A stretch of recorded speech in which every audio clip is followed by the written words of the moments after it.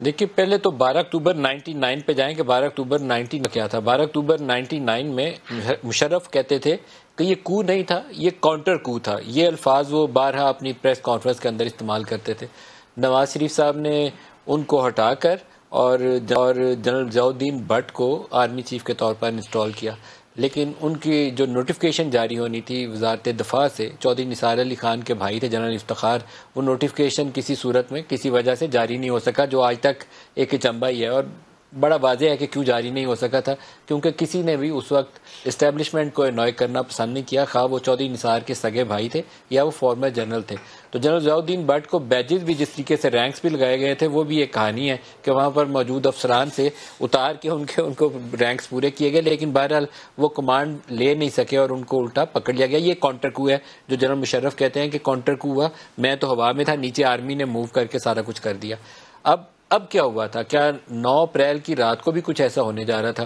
آپ اسلام آباد high court کی اس دن رات کی خبریں نکالیں تو ایک بڑے مشہور و معروف وکیل ہیں جن کے متعلق کہا جاتا ہے کہ عام طور پر جب اسٹیبلشمنٹ کی اور یہاں وفاق میں حکومت کی لڑائی ہونے والی ہو تو کہیں نہ کہیں پٹیشن فائل کر دیتے ہیں۔ تو اس رات بھی یہ خبر چل رہی تھی کہ اسلام آباد ہائی کورٹ کے اندر ایک پٹیشن فائل ہو گئی ہے یا ہونے کی تیاری کی جا رہی ہے۔ میرے خیال میں ہمارے پاس اگر میں پرانی فوٹیجز نکالوں تو شاید ہم نے ٹرانسمیشن میں ذکر بھی کیا تھا کہ ایک پٹیشن فائل ہو رہی ہے کہ پرائم منسٹر کو آرمی چیف کو فائر کرنے سے روکا جائے۔ یہ پٹیشن جب آ جائے اسلام آباد ہائی کورٹ میں تو اس کا مطلب ہوتا ہے کہ ایک سٹیپ کی تیاری ہو رہی ہے، تو دوسرے سٹیپ کو ہونے سے روکنے کے لیے کچھ کرنے کی ضرورت ہے۔ اب اسلام آباد ہائی کورٹ میں جسٹس اطہر من اللہ بہت پرو ڈیموکریسی جج کے طور پر جانے جاتے ہیں۔ بابر ستار صاحب بھی، جسٹس بابر ستار بھی، یہ وہ جج ہیں جو پرو ڈیموکریسی ڈیسیژنز لیں گے، جمہوریت کے منافی ڈیسیژن نہیں لیں گے۔ عدلیہ بحالی کے دنوں میں جو روح رواں تھے، جو چیف جسٹس کی نمائندگی کرتے تھے، جسٹس اطہر من اللہ کرتے تھے۔ تو جسٹس اطہر من اللہ کے زبانی یہ جملہ آنا کہ مجھے 12 اکتوبر 99 کو روکنا تھا، تو اس کا مطلب ہے کہ بہت کچھ ایسا تھا جو اس وقت عام لوگوں کی نظروں سے اوجھل ہو رہا تھا۔ وہ پریزن وین وہاں بلا وجہ کھڑی نہیں ہوگی، کوئی وجہ ہوگی۔ کچھ لوگوں نے کہا کہ ہمارا نام سٹاپ لسٹ پہ کیسے آ گیا، اس وقت تو حکومت کوئی نہیں تھی۔ تو اب لوگوں کو انڈرسٹینڈ کرنا چاہیے کہ وہاں کو اور کاؤنٹر کو دونوں کے امکانات تھے۔ اب کس کے زیادہ تھے کس کے کم تھے، یہ جس کا زور ہو ایسے موقع کے اوپر وہی کامیاب ہوتا ہے۔ تو عدالت کی اس وقت موجودگی کا ایک جواز یہی ہے کہ انہوں نے اس وقت 12 اکتوبر ہوتے ہوتے روک دیا۔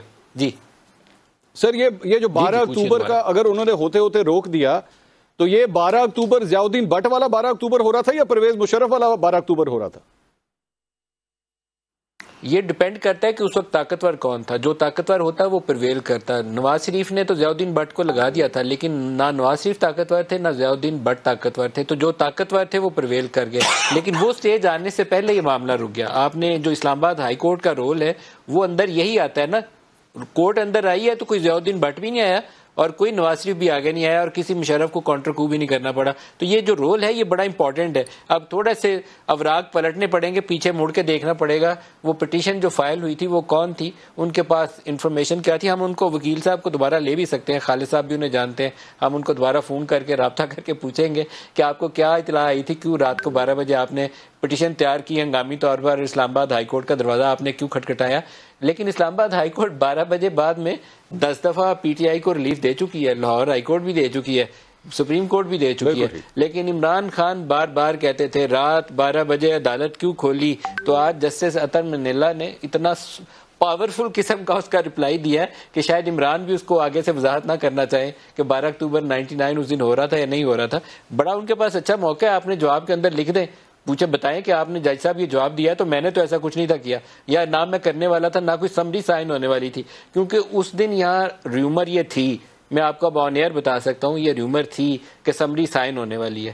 تو وہ سمری سائن ہوتی کہ نہ ہوتی مجھے نہیں پتا، لیکن اس کے بعد رات کو 12 بجے ہمیں یہ خبر پتہ چلنی شروع ہوگی کہ ایک پٹیشن آ گئی ہے کورٹ کے سامنے۔ اب اگر عمران خان وہ سمری سائن کر دیتے، بگ اف ہے، کیونکہ عام طور کے اوپر جو فریق تگڑا ہو نا وہ پرویل کرتا ہے، سمری اگر وہ سائن کر بھی دیتے نا، کگی مار دیتے اوپر، یہ مور لگا دی پرائم منسٹر نے، تو وہ سمری اسی وقت اسلام آباد ہائی کورٹ میں چیلنج ہو جاتی کہ میل آف آئی ڈی ہے، تو سٹرائک ڈاؤن بھی ہو سکتی تھی۔ تو یہ اسلام آباد ہائی کورٹ بڑا سگنیفیکینٹ ہے، ان کے جملے اس کو 100 طریقے سے آپ پرکھ سکتے ہیں۔ جی